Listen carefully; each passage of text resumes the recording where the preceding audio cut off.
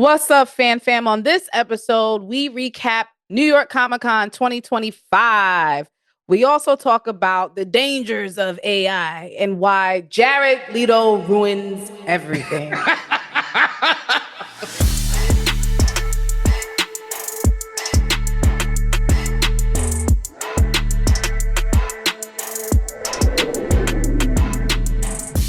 And what's up, and welcome back to another episode of the For All Nerds Show. It's your boy DJ Ben aka Buzz out here, Method Man explaining Meek Millhouse, LeBron Shame.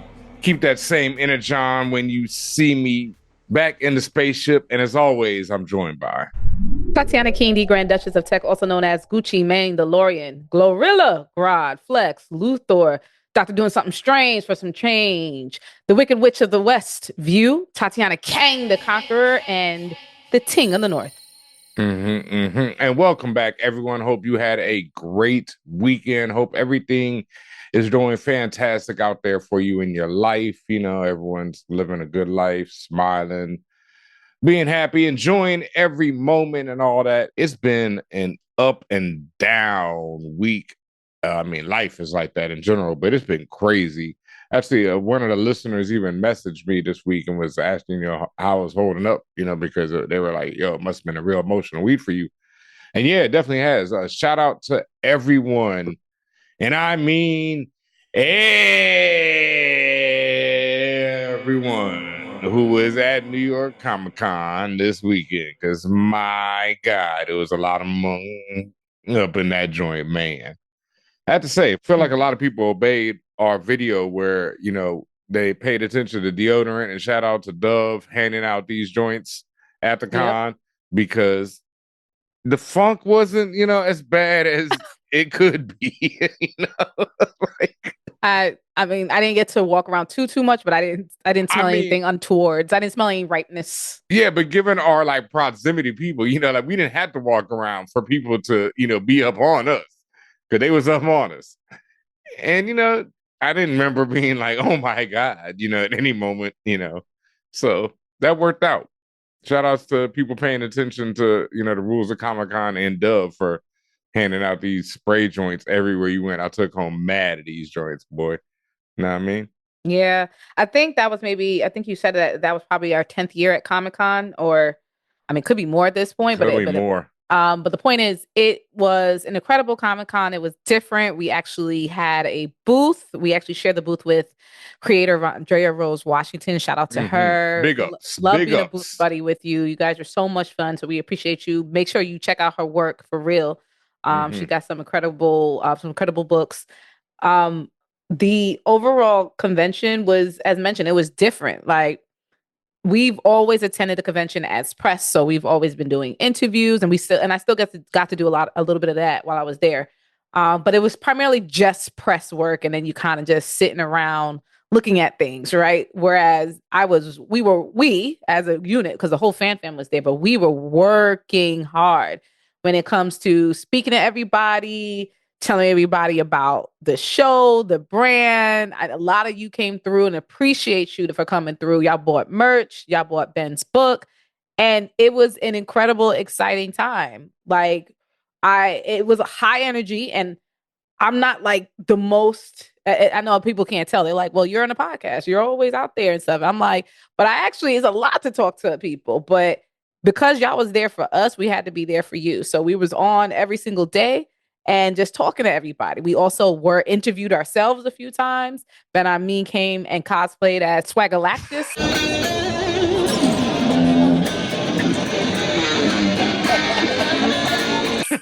I think that's the cosplay name. So he was wearing his custom Galactus headpiece along with his tracksuit and his chains and rings, and that was fire. And for many years, I have falling into the funk of being jaded by NYCC, because it was kind of the same thing all the time. It's just like you're grinding with interviews, and then it's you're just walking all over the fucking building.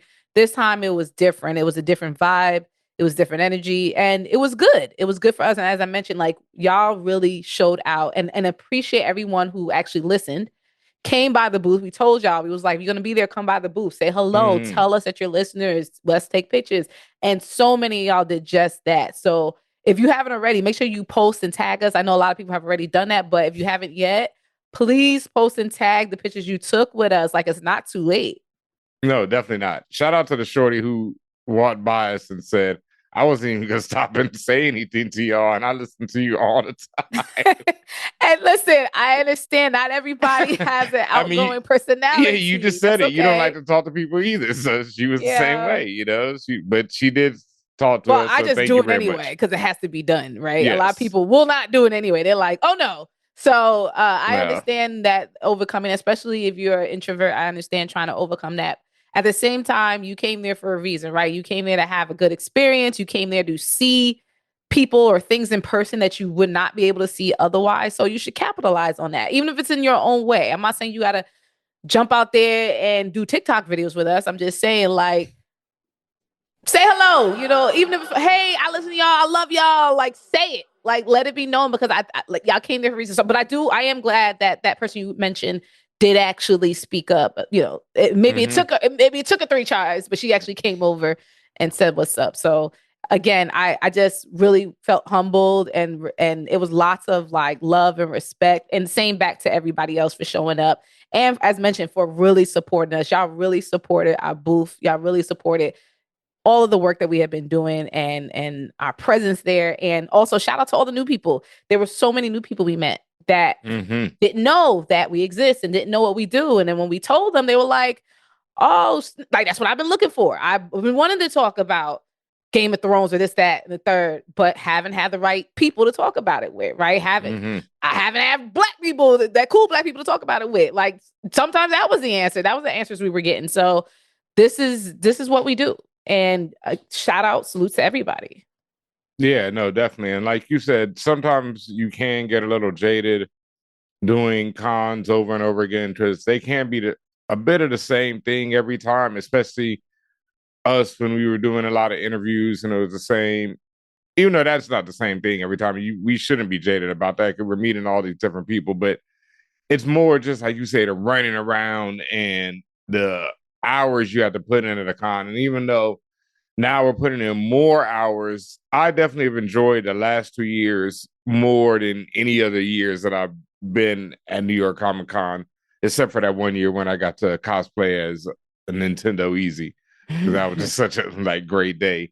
I feel like cosplays are something that I definitely want to do more of because it's Mhm. so much fun every time. It's just also a lot of work. Shout out to all the cosplayers who really put in that work because man, it was work. Yo, everybody's been talking about the big Galactus. I got sent 2 videos of big Galactus today.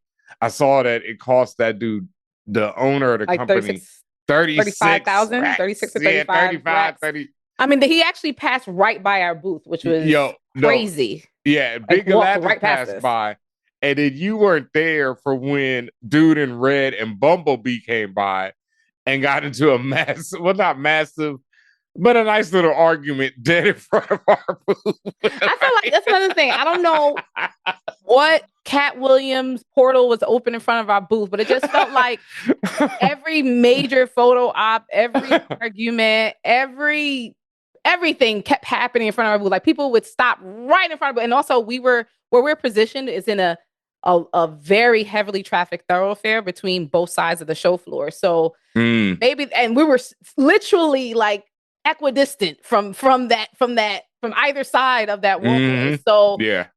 as I mentioned, whatever portal was there, whatever, what did they say in Star Wars? They said the well of the Force. So whatever they called it, right? Like, A disturbance in the force. there was something there that was drawing everyone there, and hey, it was good for us because it was just letting us see things that we probably would have never seen any other time, and it was just, again, just giving us more exposure too. So shout out to everybody who was arguing in front of our booth. We appreciate you. Speaking of arguments, shout out to everybody who participated in our questions, our apparently life-threatening questions that we were posting, because we had a whiteboard up in front of our booth, and every maybe hour we would have another question up where we would say, you know how everyone knows we do the brat questions, right? You pick one or the other. Well, some of the questions were like Zenitsu versus Okarun, Yeah, this was right? more of a battle royale. Like, Battle Royale, sure. yeah. Zenitsu versus Okarun. Sailor Moon versus Goku. Batman versus Iron Man. Like, this is just some of the questions that we were asking. But again, about every hour we were putting some new questions up and asking people to stop and vote. And the arguments that were occurring. Shout out again to Andrea Rose Washington, who was first of all doing voter suppression. You were engaging in voter suppression. We had a poll that said Toph versus Magneto. And when people would come over and try to state their piece about, like, for example, why they want Magneto, she would argue them down, talking about, no, it should be Toph, and this is why. And it was fun. It was all love, right? But it was just so funny how passionate everyone was. And even I got passionate about a few of the questions that were up there. But it was so good to see that energy from everybody. Yeah, we didn't even get the one that had me and Vin arguing to death about Superman versus Goku, because I would hear no Superman slander ever, and yeah, he'd whoop Goku's ass. I don't want to hear it. And also, I felt that Sailor Moon would really whoop his ass, and I just didn't. I mean, a lot of that is misogyny, because that's how I felt. It's just rooted in misogyny, and it's rooted in hyper masculinity. Where, like, well, he's this muscular guy that does this and that and has powers, and he defeated Beerus or whatever the fuck. Y'all don't understand the history, though. Yeah, because on the low, I'd take Sailor over Superman, because Sailor Moon has magic, right? She has the power to reconstitute the universe, but she had and destroy it. It's through like magical means. Magical girl, quote unquote. Sure. Yeah, that's the genre. She got it then, because that's Superman's big weakness. That's what a lot of people don't know. Is the big weakness is the magic. So Zatanna got one up on him. Oh yeah, Zatanna definitely is one of them. I mean, the thing is, he's still Superman, so he can probably move fast. You can probably break your neck before you get that fucking magic wand out. That's why I was just like, "You sure about that?" She. But the thing is, all she got to say is stop. In reverse, and that don't take long to say. Kill yourself. Doesn't take long to say. So it's like, you better be quit, Superman, because otherwise it's tight. Zatanna definitely got his ass, I guess. But that was fun, and that's something like we'll do again. Like anytime we have, like, if we're at a con or have a live event, we'll probably do that again, because again, it just showed the energy about what we bring when we are podcasting. It shows the energy about how we engage with everybody, and it just shows like how much everyone cares about fandom, and it was fun. So I really like that we did that. And again, just shouts to everybody who participated. That was, I mean, some of the votes were insane, and there was a lot of you voting. Yeah, shout outs to the Hot Flips booth, who was directly across from us. And Hot Flips is the people who you buy. They sell all the covers for posters, anything you buy at the con, they got a cover for it. And they were quite engaged from across the way. They were also like Miss Washington. They had a lot of opinions. They were even offering ideas for verses and everything. So love to see it. Love to see everybody, getting what we are, getting what ForAllNerds is all about. That was also one of my favorite things, is like you said, there was a lot of people who probably had no idea who we were. And then they walked up and they see, Gucci Mandalorian. They see the con exclusive Flex Luthor shirt. They saw the which sold out, by the way, guys. Oh yeah, immediately. It's coming up. It's coming up on the site soon. Flex Luthor. Yeah, and we also need some 3X and 4X, as we were told on the site in general. Because y'all got 3X, 4X money. Hey, we're gonna have to do it, because we got big boys, big boys and big girls out there. Y'all got 3X, 4X money? Just like I say, y'all got McDonald's money? Hey, look, big uns out there, they got them. They buying their shirts for themselves. I already said big girls, big boys, so. But bigums is just another level of disrespect. So I didn't even mean disrespect, slim, little ums, big ums, we got a size for all. Okay. And make sure y'all are locked into our socials, because we've been dropping, definitely the Ben Amin and the ForAllNerds accounts have been dropping videos, reels, TikToks of our time there at Comic-Con. So you'll get to see that Ben Amin has one out now where he basically shows almost everyone he interacted with when he was Swag Galactus. You see him dancing all in the video. You see him posting up with his with the kids. Hold up. All right, first of all, that was one of my favorite things, and I can't wait for Halloween now because now that I know how Swaggerlatus goes over with the kids, I cannot wait for Halloween. But there was this little Joker and little Batman together, and the little Joker in the picture together is imitating the my two fist hand, gesture that I was doing for all the pictures, and my heart, folks, like that was just, what I mean, just all those little kids. Because some of these little kids, I had no idea how big Galactus is with Hmm. toddlers. Like, Well, they yeah, don't know who the fuck he is, but they do know no, he's something that to like a toddler, a 3-year old is not going to necessarily, or a 4-year old or whatever you're considering a toddler. They yeah. don't know what exactly he is, but they know that they're drawn to it. Yeah, but they knew his name and everything. They're like Galactus. Oh They well, those knew it. kids were older than 3, but Yeah, I know yeah, who you're no, not talking the 3 or 4. about. Yeah, but I'm talking. But like, there was a couple kids who their parents were like, "No, Galactus is his favorite character," But and I'm like, "Yo, you that's like good. I wonder if 6, they saw bruh." like Fantastic Four. Oh yeah, of course. Yeah, I get it because it's like at 6. And when I was 6, I was I'd be like, "This random Star Wars is my favorite character," so it'd be the same thing. It's just right now Marvel's big, so there's going to be a kid obsessed with Galactus, which is still crazy to me, but it was so awesome. Yeah. No, swag. Just that day being Galactus was one of my favorite days in any con. The whole con was great. It's always great seeing people. I swear, and I'm so mad that it's just one of those things that's kind of impossible for me to get the reactions. But every time I've ever told someone Jimi Hendrix in space about Jimi Hendrix Purple Haze and seeing their faces light up is just one of the greatest moments ever. And I will always appreciate it and super appreciate all the different people who came out and bought the book and got a copy. And even if you didn't buy it, just sat there and listened to me tell you about Jimi Hendrix's space was just really amazing. And thank you to all y'all. definitely. Besides that, there was some news and trailers and various things going on in New York Comic Con, as there always are. Like Tatiana said, we were mainly at our booth. We did a couple of interviews that you'll be seeing coming out soon. But was there any news that you've heard since you got out of there that dropped that you were hyped about or anything? I don't know if hype, but interested, Okay. or mildly intrigued. So the Mhm. Wonder Man trailer came out. Yahya Abdul Mateen the second, he was actually at Comic Con along with a few other people from the show, actually promoting it. And Okay. then, as mentioned, the trailer dropped. So I don't know much about Wonder Man, but from the backstory that I do know, just and from what they're positioning the show, it seems like they're positioning the show to be is like the actor before he got the powers. So like It's all you can right. talk more about it, but Yeah, you've seen the trailer. yeah. Okay, all right. Well, Wonder Man from the comics is a character named Simon Williams. He's a white dude. As you see in the movie trailer that they, or like the old movie that they show, that white dude is wearing the green and red costume with the big W. That's one of Wonder Man's costumes. Long story short, Wonder Man he's Simon Williams. He's an engineer and a industrialist who's like a rival of Tony Stark's. And in this rivalry, he gets involved with some villains, some super villains, and they give him powers where he becomes Wonder Man. What are the He's powers?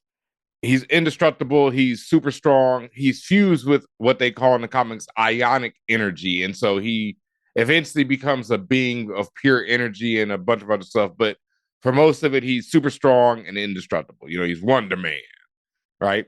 And he fights the Avengers and dies, like pretty much immediately in his first battle. And Piccolo. yeah, I guess so. I didn't know that happened to Piccolo, but damn. No, I mean, if you really want to say a character that happens to on a frequent basis, Yamcha. But Okay, but it's yeah, TBZ. You don't fuck with DBZs like that, so I it mean not continue. like that, but whatever. I get it. He fights the Avengers and lays it down. And while dead, the Avengers or no, Ultron comes along and takes his brain, a copy of his brain pattern, and creates the Vision. And so the Vision in the comics has Simon Williams' brain patterns, whatever that is.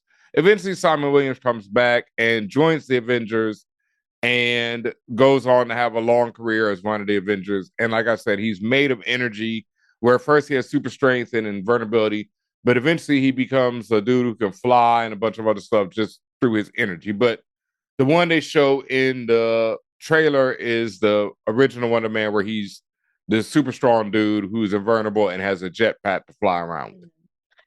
And as mentioned, the show is taking things differently. Like Yeah. in the trailer, it's so funny. They even made they broke the fourth wall a little bit. They made a joke Mm-hmm. about what's his face that was a terrorist in Iron Man 3. Trevor Slattery. Sir Ben Kingsley, who Yeah. plays Trevor. What? Slattery, I think it is. Yeah. Yeah, whatever. But Trevor. he's in the show, Yeah. and and they even as mentioned, he even referenced him. Wasn't he? He used to be a terrorist? Yes, yes, Yeah, because he was. right. Yeah. And it's like some shit that would be on Apple TV. That's the vibe I'm getting from it. Like it's Mm. like one of those. It's not a drama. It's not a comedy. It's just like, and it's like shot like a period piece. It's shot like it's in the 70s or something like that. But Parts. parts of it. But Yeah. from what I saw, it looked like it was a little bit back in the day, or it could just be like it has that high 8 look. Like it just could be the treatment that they did to the film, but Mm-hmm. to the video rather. But again, it's just like I'm not sure what this tone is, but it definitely looks like something that would appear on Apple TV. Like it's in the same vein of like you ain't never seen a show like this before, like kind of like how Severance was for me when I first watched it. I'm just like, oh, that's different how they're going about it. And it's also different for me in terms of a Marvel property, like, which is Mm-hmm. great that they're trying to do something different. I also don't know if I get it, and maybe I have to watch the show to get it, but I don't know if I quite get it and what their reasonings were for doing this property. And it wasn't news. Like we knew years ago because it was on the timeline. It was in the if you went to, D23 and things like that, they tell you that it's coming, but it's just like, what is the reason? What is the justification for this character and this approach? Yeah, this approach. And then I saw someone online This comment that, character too, because I hear what you just said about who he is and what he does, and I'm like, okay. well, no, Wonder Man in the comics is definitely a character that I could see being used on, in the MCU. It's just this approach. In what way?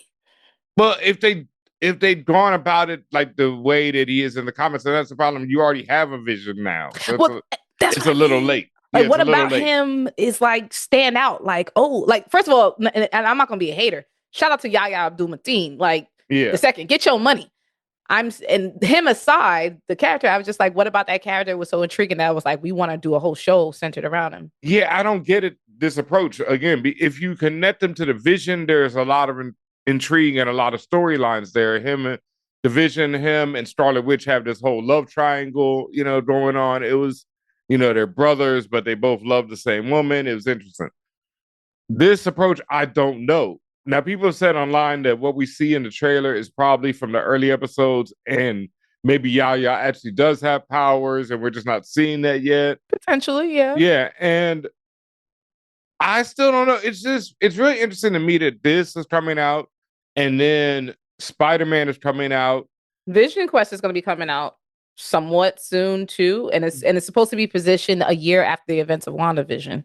Okay, and this is definitely after everything because, like we said, he's being referred to as a former terrorist, so all that's happened.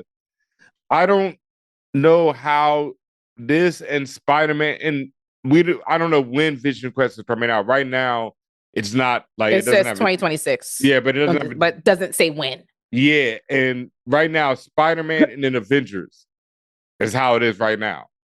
With this Doomsday, yeah, Avengers Doomsday. Yeah, Wonder Man, Spider-Man, Avengers.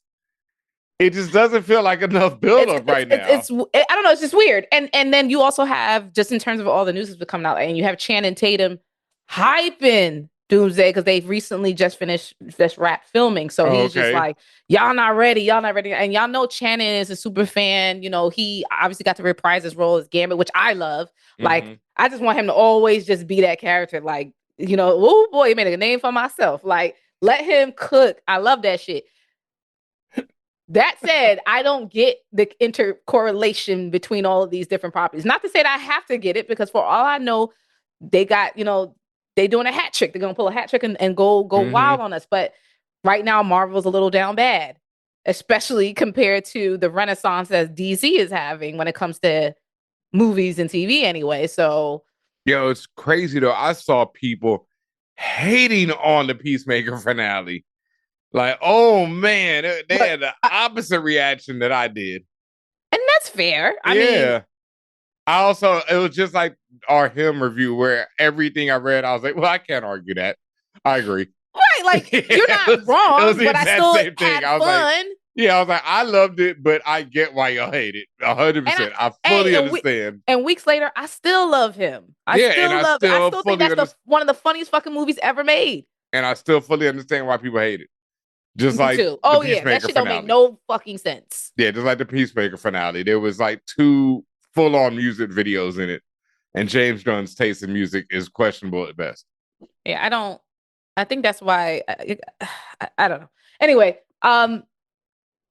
As far as like news that came out, I mean, like George R. Martin was there. I didn't get to see him, but he was there. Um, we talked about him before. Tatiana Man. Maslany was there. I also feel this Comic Con was a little light on like news, like shit that's like holy shit, and it kind of reminded me of like what happened at SDCC, where it's just like it also felt kind of light. Like I know Mm-hmm. like a lot of the big names weren't really, and they haven't for many years now, but it was like really noticeable. I feel this year for both San Diego and New York, where it's just like since these big publishers kind of do their own announcements and reveals throughout the year on their own time and their own big events, like they don't really get the same play that they used to the Comic Cons. You know, certain things here and there, but like I just felt like it wasn't as OP as these reveals and panels normally are. It's Like it just didn't feel also like that. it's also like the timing, right? Like Peacemaker just ended right before the con. Supergirl isn't ready for them to show off anything like that. Avengers, same thing. They're not going to show off anything. You know, they're not dropping a trailer when they have to drop a Wonder Man trailer. So they're not going Mm-hmm. to squash their own trailer right there. And so it's just that's the bit. Those are the two ones, and then the rest of it is a bunch of random movies that, I saw Chris Pratt drop the new joint, and I'm like, I didn't, I saw Chris Pratt, and I was like, okay, whatever. I'll care about that Boo! when the time comes. I'm not gonna watch a trailer for that right now. Like, no, it's Chris Pratt. Boo! And then there was I think it might be a little bit extended trailer for Predator Badlands, but I'm already sold on that. I don't need any more to see anything from that. So I didn't watch that as well because I already want to see that. And yeah, it was just timing, I think. I think it's been It was just timing. timing. Yeah, But it it's also happened just in San Diego where it was no, just and like that's no, it's mad shit time didn't really. it's timing and what you said, that they have their Mm, own events. mm. D23 is where they're gonna drop Avengers Doomsday. Like that's where they really gonna and Yeah. you know that this year has already passed, but like that's where they Mm-hmm. really gonna go ham as they did. 'Cause, that's when they Yeah. revealed RDJ and everybody else. So Mm-hmm. Yep. And that's when probably drop the trailer because that's next year. Because I think Doomsday is gonna come out like either before or right well, during they San they Diego Comic moved Con. it. They moved Oh it. no, I you're right. remember They moved they it to moved it. December. Oh shit. So both of these times will pass. Yeah, Avengers Damn. Doomsday is supposed to drop December 18th, 2026. Oh yeah, you're right. So they will. Yeah, so they'll probably drop a trailer at San Diego and like something else that Maybe something huge will happen in New York because it's close enough. yeah. Maybe. I mean, both of those are probably gonna be pretty lit in next year. Yeah. Because Uh Supergirl and yeah. yeah. And then Yeah. also like even the layout of New York Comic Con, just to kind of close this conversation out, even the layout of New York Comic Con was different and like noticeably like certain big booths that are normally in like the same places every year for 10 years straight were like either nowhere to be found or relegated to Mm-hmm. the corners. Like for example, like we talked about the pop vinyl booth. It's usually in the same spot every single year, like right when you first walk onto the show floor from the 35th Street entrance. And they were like way off in the cut. Maybe That that money was ain't hitting no more. now maybe right, whether they're hitting no more, or maybe that was strategic to like try to not like have this huge line of people. Not that that ever No. stops lines. No. That I was I, that money ain't I hitting don't no more. know. Because Pop would DC pay for that spot. DC Comics had a booth way in the cut in Narnia, and it was just like, and they chose it right because like these aren't like little sniveling folks that are begging for a booth. Like this is whole houses that got Yeah. money, and like they chose that. So I the presence, the level of presence was to me noticeably different. Mm-hmm.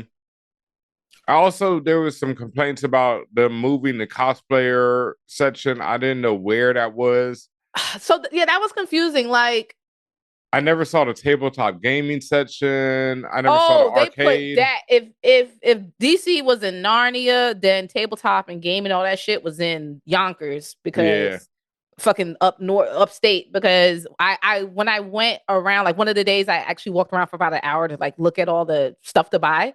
Mm-hmm. And that's when I accidentally ran into like the tabletop and the game, like the video game systems and stuff like it was Yeah. literally like under an overhang. Like it was weird. And also they moved them downstairs. Like that's another thing. A Yep. lot of people don't realize how big the Javis Center is. It's Mm-hmm. fucking huge. And they've always had like separation of church and state in some areas, but again, like where they decided to put people this year was questionable at best because it wasn't necessarily for some people giving them dedicated space. Like cosplayers should be afforded more respect, right? Because they're one of the main reasons why people show up. At Mm-hmm. least that for me, it generally was. It was just like, well, I want to see how people are gonna, what character they're gonna do and how they're gonna do it. I mean, that's how they advertise the convention, cosplayers. But then the other side of it is I saw certain cosplayers were happy about that section because it has the most natural light and the most Yeah, bathrooms. yeah, So it's like you yes, can't win. yes, and Yeah. yeah, Yeah, you can't win. You can't please everybody. That's the problem there. yeah. So positives and negatives, Mm-hmm. about NYCC, but at the end of the day, it was all positive for us here at ForAllNerds because we got to see y'all and y'all got to love on us and we appreciate it. Word. And next year is the 20th anniversary. Yeah, so that's why I'm like, we got to be up in there Oh yeah. again. Yeah, We're that's gonna be in guaranteed. there making y'all pull your hair out with these questions again. So the battle royale questions. And again, we'll be there with more cool things and more energy. Yeah, like we said, it has been a week of ups and downs. And that like we had New York Comic Con and then oh man, it's so difficult to even talk about this. But this week the world found out that the artist known as D'Angelo passed away from pancreatic cancer at the age of 51. Yeah. And Very young. That's very young. I know the Gen Zs that listen to the show are like, oh, he was old. No, no. no, For that's young, that's especially to dumb be young. passing away for something like that.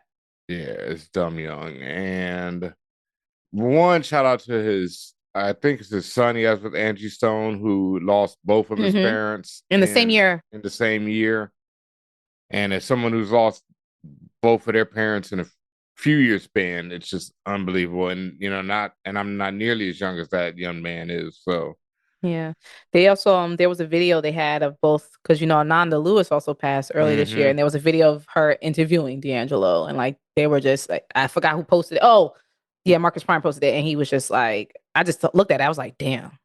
Like, Yeah. and even Essence, they did a post where they were shining light on men's health and especially Black men's health, and they were just going down the line of like all of these luminaries in entertainment and music that pass in their 50s 40s for some people, like, Mm-hmm. and like, I mean, like, they mentioned so many people and I was just really shocked. Like I didn't realize how old these people were.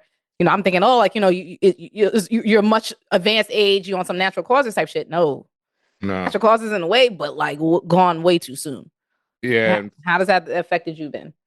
I mean, it's been a lot. Like D'Angelo is just, I mean, he's one of the greatest artists to me of all time. And as someone who's like, if anyone's read Purple Haze, a big part of it is this whole idea of this river of Black music. And I just consider D'Angelo to be such an important part of that river. And even more so, it's something I've been realizing a lot lately that pretty much every major Black artist is a genre into themselves.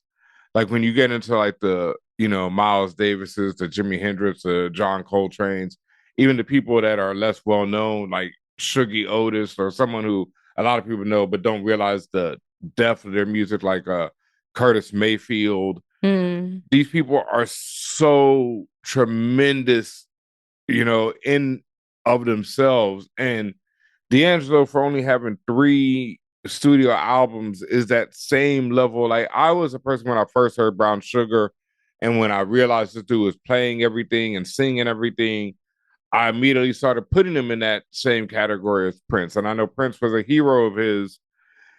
And then when you hear that first album, it's just beginning to end pretty much perfect.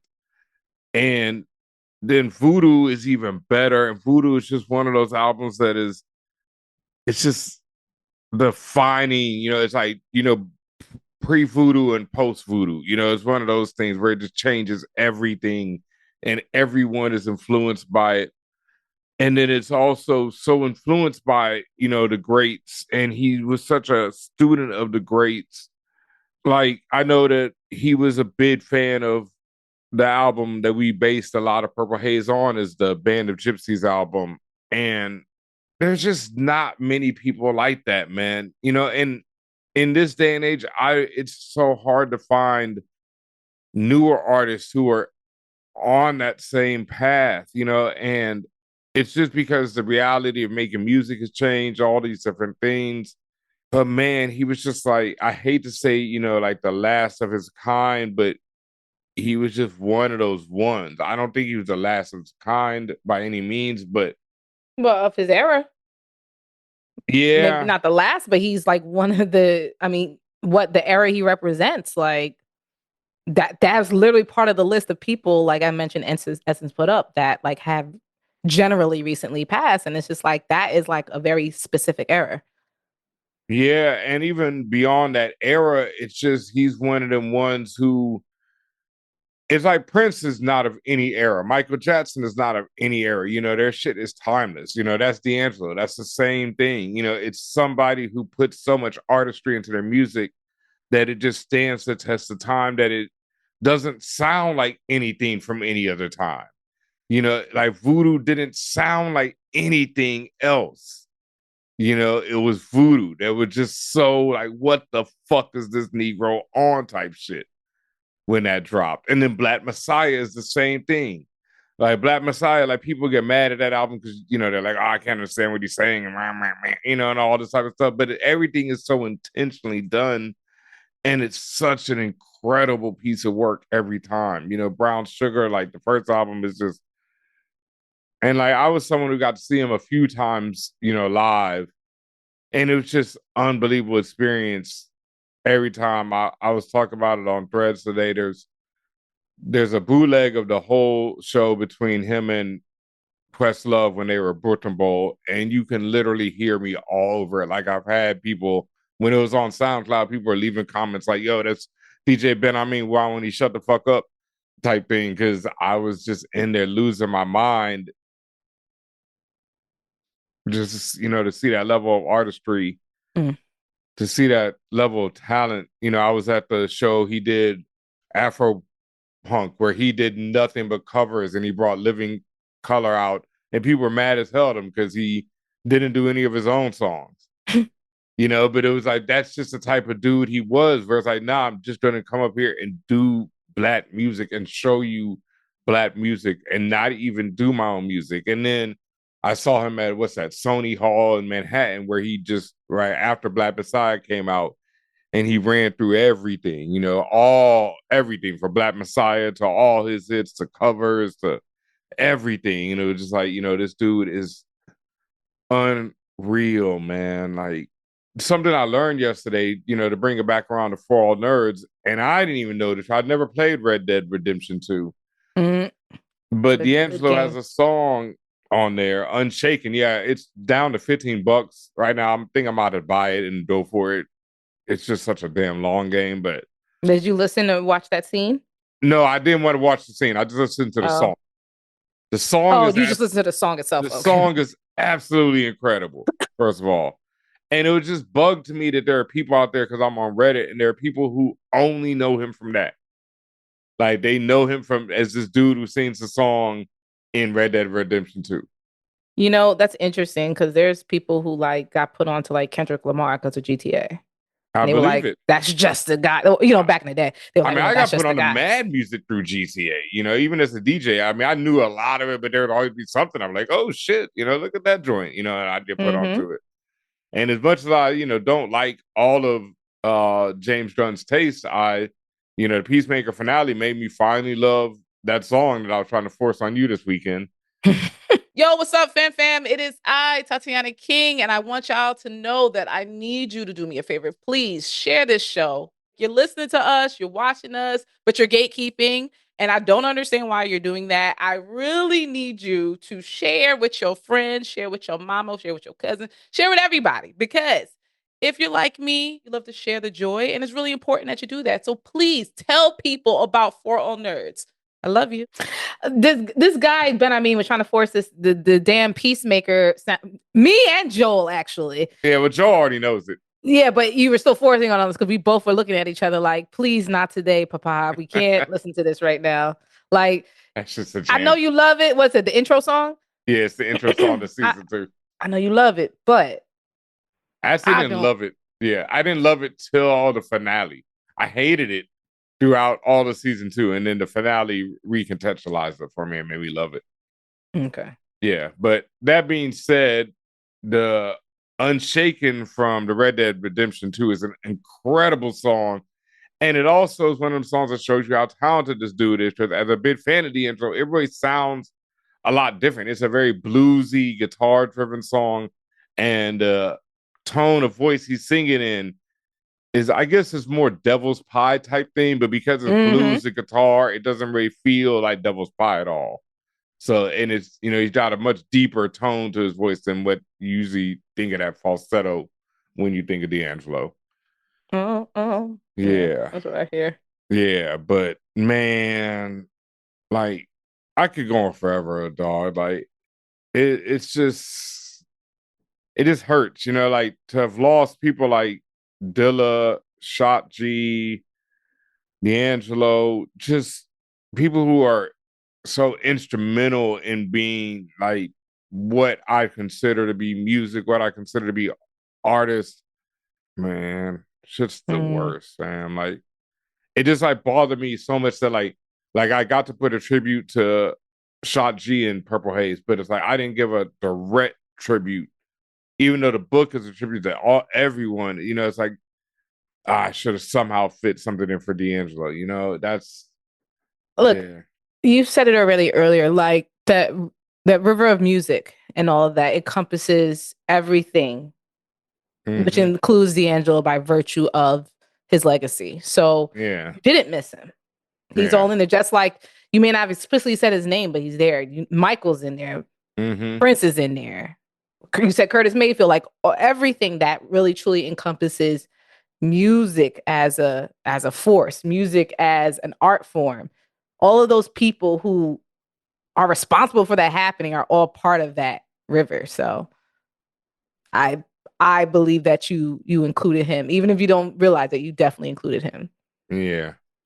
No, it's just like I said, I know like when I was writing it, me and Mello were talking about him because we were talking about how much he was influenced by Band of Gypsies. And then even I remember recently somebody sent me a documentary and I was watching about the making of Voodoo because it's just such a he's just so different, man. Like, and then I was talking about this. I have like 3 mixtapes that I consider like my, you know, the mixtapes where I just put everything into them, and all of them have D'Angelo on it. Whenever I'm doing one of my major mixtapes, it's like it's got to have a D'Angelo song on it. Mm-hmm. It just, wouldn't feel right without it. Yeah. Oh man, Well, D'Angelo was very much loved all over the world, and rest in power to him. Rest in power to his legacy, which will continue to go on. Um, and you just gotta know that he still has left behind all of his work, and that's never gonna die. no, no. I've been downloading and listening to everything I can as much. As much as I knew most of everything I've heard by him, there's always more to find. And Yeah, like I said, I never heard that Unshaken song. I found some random stuff that him and Questlove did together that I got to listen to, some live joints. There's a great live album. I've been knowing about it, but there's a live album from him from the Jazz Cafe in London where he does. I used to jam this shit all the time. He does Earth, Wind, and Fire's "Can't Hide Love," and oh man, he murders it. So go look that up on YouTube, or I think that's on streaming services now because he destroys that whole live set. He does Al Green, he does a bunch of other joints, and then a bunch of his own stuff. Like I think her is like one of the few other big artists right now who's playing and singing. It's just so few, man. Do you see Beyonce in that category of? No, I think Beyonce is one of the greatest of all time. I've said Yeah. this many a time. I think when like in that same I put her up Yeah. there with anybody, the Michaels, the Yeah. Princes. I've She's seen, to me, she's yeah, one of those last, like, maybe greats. the last when it comes to the greats and those that level of superstardom that is global. That is on a remote island, people know who that person is, type shit. Like that. That's how Michael Jackson is to this day. Yeah, I mean, I On an saw her in island that Ethiopia, people don't go to, and they like, yeah, I know and Michael Jackson. yeah, I saw her in Ethiopia, and I was in Ethiopia when she did the, whole world and the album drop, and it did because I was in Ethiopia when she dropped Drunken Love, and everybody came to the club that next night knowing every word to that goddamn album, and I ain't even had a chance to listen to it yet. Like, that stopped the world when she dropped that album. So yeah. And beyond that, like I think her showmanship and all that is that level.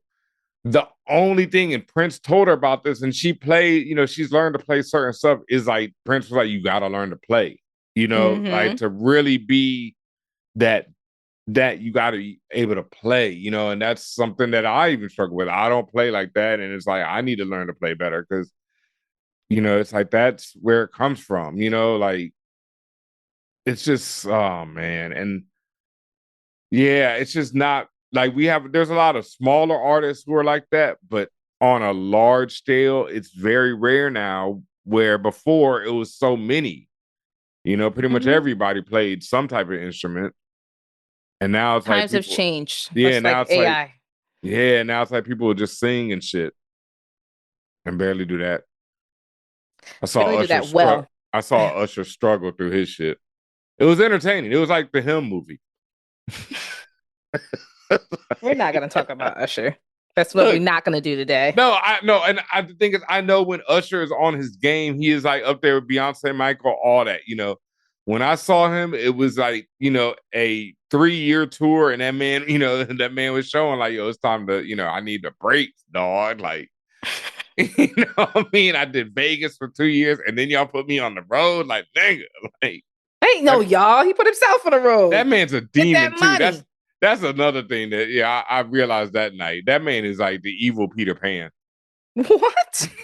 He ain't never growing up, dog. I mean, no. Usher is like a forever bachelor, even though he's married now. But he isn't, well, And married it's just, again, but he's a forever bachelor. and it's not even forever bachelor. It's like he is forever the age when he was discovered, 14. But Because you know why, right? Like yeah, it's a darker reason for that. But and yeah, mm, yeah. That's why I said we're not going to talk about Usher.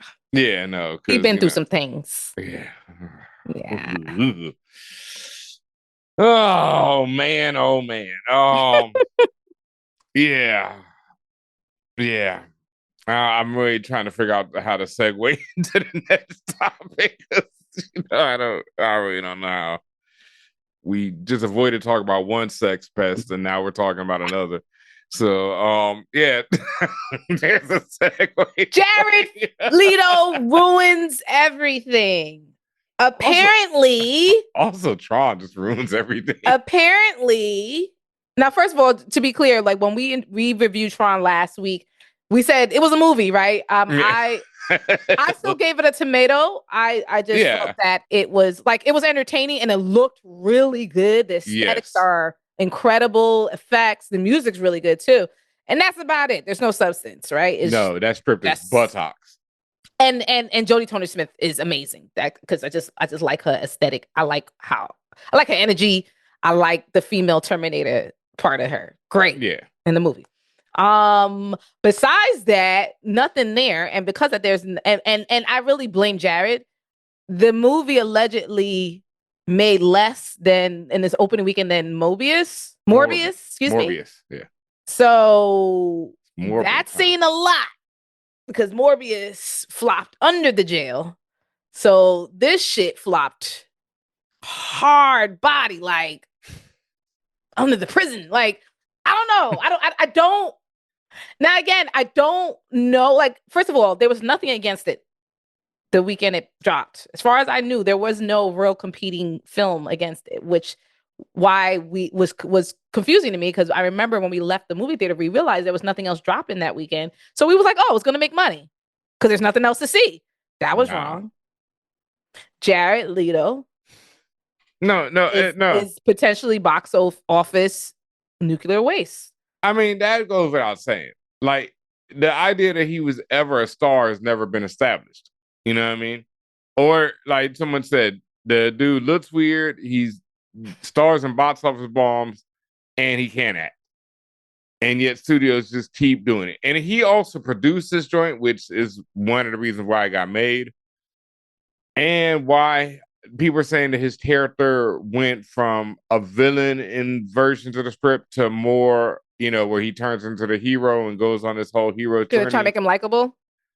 Also, yeah, and it was also that was more Jared Leto, and that's why like the original, well, not the original, but the dudes, because what's Olivia Wilde was in the last one, and she's not in this, and that's so, I mean, I would have rather seen I didn't Olivia watch Wilde. Legacy, so I I don't didn't know. either. I didn't. I'm saying this from people saying on the internet. Yeah, but Olivia Wilde and the other dude, the main dude, he's a much bigger star as well now. So I don't know his name. Which main dude? From Legacy, random white boy. Oh, the one that they can't make the movie off of no more. I don't know. It's just I don't Yeah, know. But they try yeah. and they tried real hard. And like again, maybe this is Jared's fault, but they tried real hard to like they inserted enough of the entire Tron universe to try to make Ares fit, or this film, Tron Ares fit, which it Yeah. did. But then they tried to force the good old, oh, we're gonna make a sequel. Like Tron may never see the light of day No, it will in not. this decade. No, it's not going to happen in Again. general. I don't think it's going to happen in the next 20 years. No, no. It'll happen in the next 20 years because money. Yeah, someone will come along and think they can make it work. Even though Tron has never made money. And this is the thing. It's like, as a kid who was, there for Tron, it's not ever been anything where I was like, oh, I can't wait for the sequel to this movie. It was just like, yeah, all right, that was cool. It's just like there was a lot of movies back then that thankfully they haven't done in like never ending story. I think they did straight to VHS or something, but I never saw them joints. But it's like that was a movie I never needed to see a sequel to. The Last Starfighter. There's a bunch of great 80s joints that just never got sequels, and thankfully. And Tron should have been one of them. Like straight up. It's a cool idea, but poor execution. I just never understood. Like when Tron Legacy came out, that's why I never saw it because I was just uninterested. And I was one of the people who should have been interested. Did not care. I got in free and we got to review it, so that's why I went and saw it. Otherwise, ain't no way.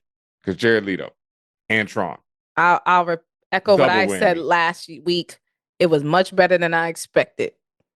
It was about what I expected, is what I echoed. Because I didn't expect nothing. I was like, this ain't going nowhere. But it was. I knew it would. I was hoping it would look good. I figured that they, that was the reason it existed. And they got that in spades. It looks like there's nothing that probably looks better than that this year, just in terms of effects. To be honest with you. Mm-hmm. No, I'll give it that.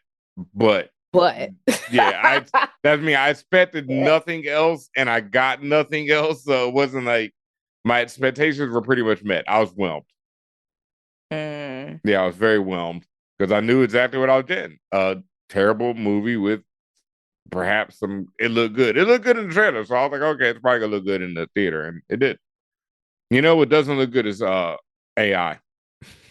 Shout out to my brother Young Guru, and shout out to one of my brothers, Lance, another Howard University alumni. And Lance Gross. No, Lance Williams. Lance made a Sora video this week of a little cartoon joint, big and Howard, and it was like a Howard recruitment type video, and he was basically saying this was like, a treatment or an imagination of what a Howard cartoon could look like.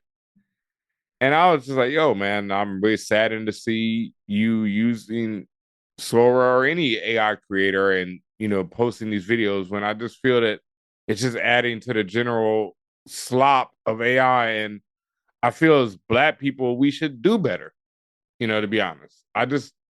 I've yet to see any AI use of any creation for anything be good or useful or anything worthwhile, considering the damage environmentally it does, considering the legal ramifications of it, considering the fact that you're using other people's work to train AI models, which are basically, as I told Lance, copy and pasting on a large scale. That's all it will ever be. It will never be intelligent. We don't understand how intelligence works in human beings. So how could we ever create it in a machine? Like, we don't understand our thought. We don't understand any of that stuff. And we probably won't ever, at the rate we're going, the way we're looking for it. So we'll never be able to create it in machines. And all AI is what the proper term is, a learning module, because it's going to copy and paste on a very large scale. And Lance was telling me that, oh, if you think it's just copying and pasting, then you really don't know what. And I'm like, Lance, no, it's copying and pasting. It will always be copying and pasting. It's doing it on a large scale. Yes, it's searching every available art. If you're saying, give me a cartoon about Black kids at Howard, it's searching every available cartoon about Black kids, and then it's copying and pasting them together to create a facsimile of it. And that's all it will ever do. And which is why it also shouldn't be called AI, because it's not intelligent. And then people get confused, and that's why people, they start talking to Chat GPT and thinking it's a person and all this insanity. That's on another thing. That is a personal issue. And yes, these models approximate people and responses and things like that, but that is on a mental area. That's a mental lapse in many ways and shapes and forms. That goes above just, oh, I'm talking to ChatGPT. It's something else going on with people to listen to it to that much, to that. Like, I saw the creator of one of these things coming out today and saying you shouldn't outsource your thinking. Yep. And that is like, it's so crazy to me, because I've seen it, like I've seen people, like, again, Lance is someone I went to school with. He's my age. And it's interesting to me to even see people my age, turning to Chat GPT. Why is that interesting? Because it's just something. Well, because you mean it in a derogatory. Why is that the case? Yeah, because you're using something else to think for you. Maybe they don't see it that way. And I'm playing devil's advocate. I get it. And that's what I'm saying. This was the argument I was having with Lance. I'm like, Lance, when someone I consider to be an intelligent, well-read, well-known brother, he worked at Rockstar Games, he works in different fields. When you're using this, you're normalizing it. And, you have a bunch of people in your comments like, oh, look how dope this is. Can you show me how to do this and all this? And I'm like, Lance, at one point in this cartoon, the little girl is sitting, and she's the professor with the chalkboard is behind her. And he has 5 arms.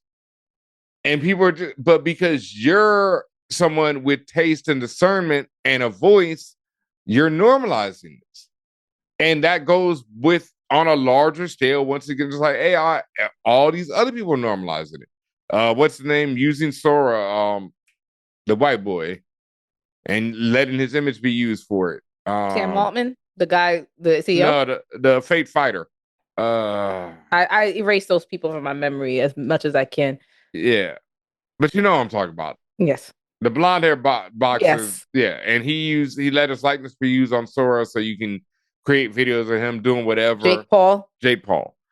And so it's being normalized there. And to see Black people normalize it is when I really start worrying.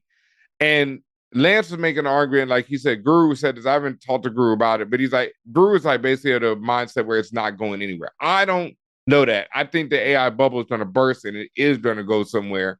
But I also get where he's saying where it's not going anywhere and we have to be discerning with it, etc.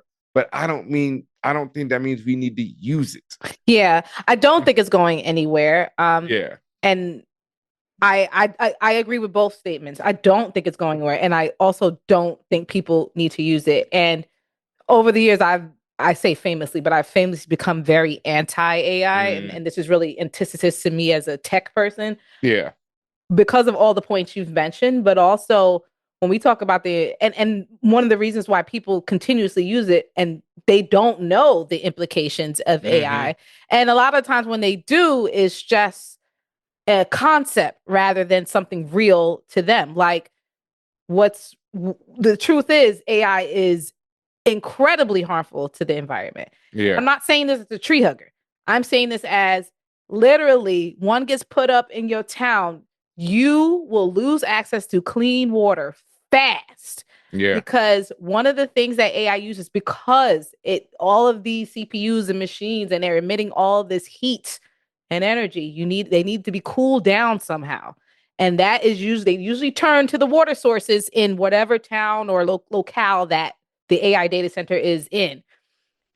Literally, you will bleed dry a whole town of people in order to allow this data center to run. And it gets me chills like the Matrix type shit, where it's like you got so much, like the computers have taken over so much that the earth is covered, completely covered in tubes and ducts and wires and electricity, and there's no fucking grass. There's no fucking atmosphere. There's no fucking nothing. And that is like the most insane view of it. But I'm like, this is literally what it could potentially go. And again, as I'm saying this, I may say this to somebody and they just say, oh, well, conceptually, that sounds bad. But it's like, what does that mean to me? Well, when they build one in your town and you can't get clean water out of your faucet and it's emitting radioactive waste and or not just radioactive waste, but it's polluting your streams and it's emitting so much carbon dioxide in air that you start getting sick and developing cancers and all other stuff. And it's not until that happens, it's not until your peoples die that you're like, oh, maybe that AI wasn't so cool. And it's because of the normalization. It's because it's made to seem so innocuous. Like, oh, Mm-hmm. I'm using Sora to do a cartoon. Like, no, every time you run a prompt, do you know how much water is being taken? I don't have the metrics in front of me, so I'm not even going to just give you a number, but it's massive. Every time you run a prompt, do you know how much carbon dioxide is emitted? Do you know how much rare earth materials is required? Do you know how polluting that is? Do you know how fucked up it is? And the part to bring it to connect it to what you said about black people, this is directly connected to environmental racism. Yeah. They Because they're don't always build these building and data yeah. centers next to a bunch of white people, affluent white people anyway, Mm-mm. because you know they're doing the same thing to poor white people. Yeah. They are building this next to poor people, next to marginalized people, next to people that because of everything else that's going on in this country, they're trying to take away all sorts of rights. So you have a situation where your voting rights are being taken away. All these different rights as a citizens are being taken away, and they have a data center that is taken away. That you don't have freedom to water, right? And I don't think people are understanding the implications on that degree, either understanding or even knowing. Or even caring. And then And sometimes you don't care, and I get it. Like I'm not going to be holier than thou. Like, well, you should know yeah. better because I do things. All of us do things every day that, hey, this shit is contributing to the detriment of your planet. Yeah. But there are some things that you can also stop fucking. The detriment of your planet, the detriment of your people, for sure. Like capitalism, right? But there are certain things like you do not have to do, and you do not have to use Sora to make a cartoon about homecoming. Or about Howard in general. And just about anything. It's like, well, I'm just I'm showing not a proof of fan. I'm not a fan. no, I'm not a fan. And it's like the Yeah. idea that I'm just showing proof of concept and all this. You can hire artists if you want to do that. If you seriously want to do that. Like But Lance that's said, not fast enough. one of the It's not easy enough. one of the last things Lance said to me that really upset me, in fact, is he's like, well, this is showing that you or anyone else to do this.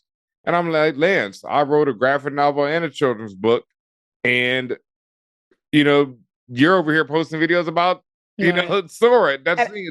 And you're saying that this isn't taken away from artists. yeah. And I think that's the pretense where it trips up a lot of people because I understand that sentiment because I actually, while I was away in France, I posted some comments about AI and I said, I want to argue with people. And I said more about what I just said to you about AI and its implication, why I don't like it and Mm-hmm. why I feel like it's not truly creative. It's nothing creative about it. It No. just approximates what it Yeah. thinks a human would do, which is why it's still filled with bugs. And there are certain things like Sora, which they've they've ironed out a lot of the kinks where now it's getting to the point, or it is at the point where a lot of this shit is indistinguishable from real life, except for if you're really looking for the flaws. Yeah. But it never feels But it right. never feels quite right. But my thing is, it's been normalized so bad, so much that like, while I see like people say there's some benefits to it, like it helps you, like if that's the catch 22. There's people, for example, there's creators who may use it and they say, oh, it helps me jog my creativity. Like I put 4 words down about something I'm thinking about, and it says, have you thought about it in this way? Okay, fine. No, no, But no. let me finish. Okay, fine. You feel it's helpful to you in Nigga, that talk to way. somebody. Right. You feel it's helpful to you in that way. But what are the implications of you doing that? Yeah. You mentioned it before where you said like you're outsourcing your thinking because that's what that's doing. You're outsourcing your Yes. thinking. And that's what I mean when I'm like this is where the hurdle comes where people are like, well, I'm not using it to completely create. I'm just using it to help. And I'm just like, but at what cost? Yeah, what cost? It's like I just said, talk to somebody. That's how writers' rooms works. That's how things are created. Me and Mello talked through Right. Hendrix. Right. If I had an idea that Mello couldn't figure it out, I'd ask somebody else about it. But the argument is easier said than done, Ben. The argument will always be just like how your friend told you, oh, well, this kid lets you know that you do it because he's not going to do the work or the time or the energy or the money Mm-hmm. to find somebody. And again, this is not finger pointing. This is not holier than No. now. I'm just saying the reality. Yeah. Do that, which takes 2 weeks, a month, whatever, or jump on Sora in 30 seconds, you get your output. Yep. Right. And that's not just completely that's not just beholden to AI. That's damn near a lot of things in life, right? Mm-hmm. Well, shit, I can still get something if I just do it this way. It's free to me versus put in all this other work. And I guess that you could say that's what separates artists from consumers. Artists might sit there and be like, well, shit, it's going to take me 2 years to sew this sweater, but I'm going to do it. I'm not going to take no shortcuts because it matters and it's important to me. Mm-hmm. And there's other people's going to be like, well, I I'm a want this shit 3D now. print that hoe. Not even because if you even, yeah, that's a whole nother situation. But it's not AI because at the end of the day, someone built the model to Yeah. create that 3D image or that 3D thing, right? Like someone actually drew the CAD drawings Mm-hmm. to say, hey, print out a phone or whatever the fuck it is, right? Like Yeah. that's different. To just, as you say, just completely have this machine because it's not a person, place, or thing. It's a thing. It's a thing. It's not. It has no life, right? To give this thing, this your idea, and it say create when all it's doing is copying. And that's the thing. It's like I would love to envision a day because I know even Guru was talking about Logic, the music production, the digital, the DAW is going to have. He said he's seen the next version of it, and he's like, "Yo, it just." I haven't had a conversation with him about it, but he's like, "It will change the way music production is done forever." And so that sounds interesting to me. If I can, but I just don't. Is it AI? Yeah, that's the other side of it. There's certain stuff even in music production now where I've been using. I guess you could be considered AI. Like it'll generate a pattern and then I'll chop that pattern up. So it's but see, that goes back to the argument that I said to you earlier, where they say creators say it's useful, yeah, like and it that's helps. So now it's just like, okay, you hate it, but you also used it. no, and then that's the other side of it. Like I would love to imagine a day where I can be like, okay, computer, make me this cartoon or make me this movie. But and this is the huge but there. I don't ever see that day happening because What? there, there's never going to be a day where I can say, hey, computer, write me Jimi Hendrix Purple Haze. Because it won't, because it can't, because it's not going to say, Ben, would you like a character named Backwash Cortez who has a bowling ball head? Things like that are only going to come from, like, the Dembaka only came from me saying, I want a dragon in this book, and Mello saying, you can't use dragons because then anyone can do dragons, create something new. And so we created a Dembaka. And it's the graininess of everything of creation that I don't ever see. Sure, I can tell it, write me Jimi Hendrix Purple Haze, a sequel to it. And because Purple Haze is already out, it can take a lot of the elements to it and probably come up with a sequel. But again, that's not it, and that's where it's like, I can take something where someone gives me, because basically what I said is like, the thing is giving me a sample and then I chop the sample up. Because to me, I don't give a damn where I get the sample from. I chop it up and it becomes my thing. But I can't ever imagine a day where I say, make me a house song. How? I don't know. Maybe it's just I can't figure out how to describe it. Maybe I don't know prompts like that. Write me a deep house song that has new elements that have never been done before. Well, even that is not a good prompt because it's like, what are you talking about? Yeah. But again, there is no prompt that you can't tell something, do me something that's never, you can't tell something. Because it doesn't create. Take this sample and chop it up in a way that I would do it. Of course not, because it's not a human. It's a thing. And that's the thing. I can tell to chop up a sample like Dilla would do it, but Dilla, even though he does have a very specific touch that people imitate now, if he was alive to do it, would do it differently.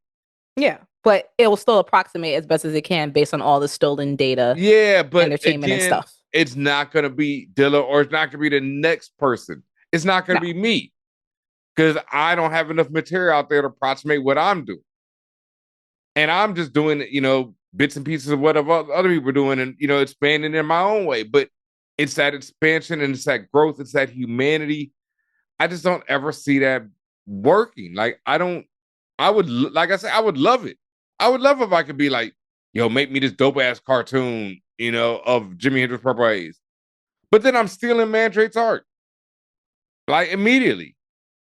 There's the only way to do that is to take Mandrake's art and, make an approximation of what it would look like animated. At the end of the day, the reason why we're in this mess as we are now, the Wild Wild West of it, is because there are no regulations, at least in the US. It's kind of like how, like, when the internet first came, it was like Wild Wild West type shit. Like, there's no real regulation. I think that above everything messes with me the most. And the problem is, forget the technology itself. Like, technology itself, unless you're doing something specific with it, it's just there without any type of guardrails, without any type of, as mentioned, regulation or governance. Like, the scariest things can be done with it, and like, especially things like Sora. Like, it could take one of our, like, someone could put one of our licenses in there and have us doing some wild shit. Mm-hmm. And I have no, at least they claim, like, I guess now you have a little bit more control, but I have no necessarily control over that. Yeah. But I need the regulation. If at the end of the day, like, this shit needs to be highly, highly regulated. And again, because of how everything's tracking right now in this country and the way things are, and it's not going to be prolificness of AI, quote, that's why Guru's right that it's not going anywhere. No, I get that as well. I think the bubble will burst on this idea that people can make money from it. We'll stop seeing these dumbass commercials and all that type of stuff constantly. But no, the technology is here. So it's not going to vanish, overnight. No, it's going to stay. And that is why I have such a problem with people who should be smart enough to know. And I'm not going to keep calling Lance out, but I'm going to say this again because he's used the same argument that another friend of mine, I will say their name as well, my man Cyrus, used the same argument when I called them out on using AI months ago. And they said, I remember when people said the same thing about sampling. And I wanted to slap both of them motherfuckers, different. Honestly, because that's different. Yeah, it's the same. It's like saying what Timbaland was doing when Timbaland was making great music versus what Timbaland is doing now. No, Timbaland is a genius who made great music at one time, and now this motherfucker is hawking AI and bullshit. signing AI artists. Like, Yeah, that is a oxymoron. There is yeah, no such thing as an AI artist. no, and it's the same exact thing where it's like you cannot compare sampling, one of the greatest inventions, like done through the Human mastery, inventions. yeah, done through the mastery of blackness, again through like magical levels of thinking, to this bullshit. You know, that's like it was so disgusting to see a hip hopper, you know, someone who grew up on it the same way I am, to compare like what was we created the art of sampling because music was taken out of schools, because it was restricted from us, because we couldn't learn to play in schools anymore and take instrumentation to the next level like black people had always done. So we took something that didn't even exist and made it to the next level. Like the amount of genius that people like DJ Premier, Dilla, Pete Rock, Shop G, any of these producers are, and you're comparing it to this bullshit slop. That shit will never be hip hop. That shit will never be dope. It disgusts me. I'm sorry. Like, you know, it's like when people talk about the podcaster got killed. You know, you don't need to put their words, you know, certain people's words in context when they die. Like, hip hop was genius from its inception. It wasn't like, oh, one day this you know, AI will turn into something good. No, hip hop was genius from its inception. Yeah. Fuck out of here. Sorry. And no disrespect Lance inside, but fuck out of here with that bullshit. Yeah. Mm-mm. Well, I already know who's getting enslaved by the AI first. I mean, all of us. We all taking that L. I mean, the man that also said, you know, in his same argument was talking about, because I brought up, I've been meaning to make a post about this, a video about this. There's this famous, well, it's not even famous, for people don't know it and they should know it.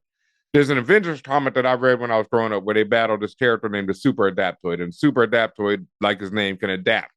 Anyone he meets, he can gain their powers immediately. So by the end of it, he's got the powers of all the Avengers and even more. I think he adapts the Cosmic Cube, you know, the Tesseract. So my man is just universal power level at the end. And he's creating clones of himself to adapt every person on the planet so he can replace every person on the planet. And Captain America gets to him and is like, all right, but then what? And that's where he's stuck, because he can't imagine shit. All he can do is copy and paste. And eventually Captain America convinces him to kill himself by saying, you know, well, you don't know what death is. Why don't you try that out? He said, kill yourself. Try it out. Oh, shit. It worked. It worked. And that part is kind of crazy. But it was just, you know, and I brought this up to Lance. I'm like, this is the same thing that AI is. And so then Lance countered with, well, what about Terminator or the Sentinels? Didn't they eventually learn? And I'm like, this nigga brought up the shit that tried to kill off humanity and be like, did it eventually learn? Like, again, when something is genius and something is great, it is from the inception. You know, anything black people created, genius from the gate. It didn't have to be put in context. Anything the other side has created, you know, we got to check on it. You know, like, I'm sorry. It's sad but true. That's a good ending.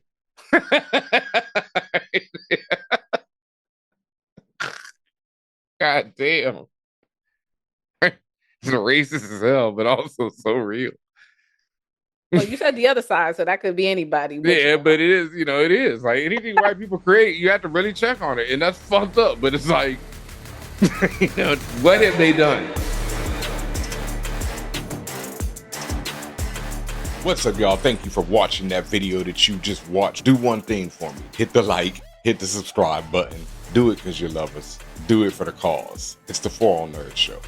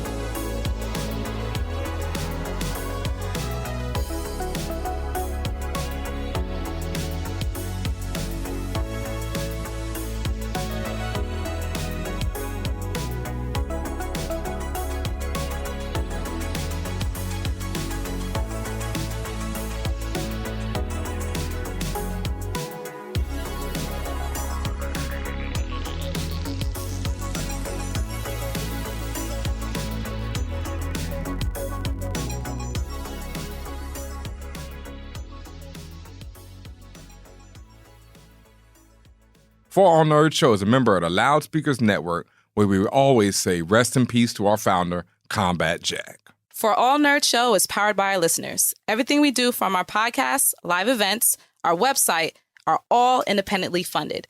Please continue to support us through our Patreon page at patreon.com/forallnerds.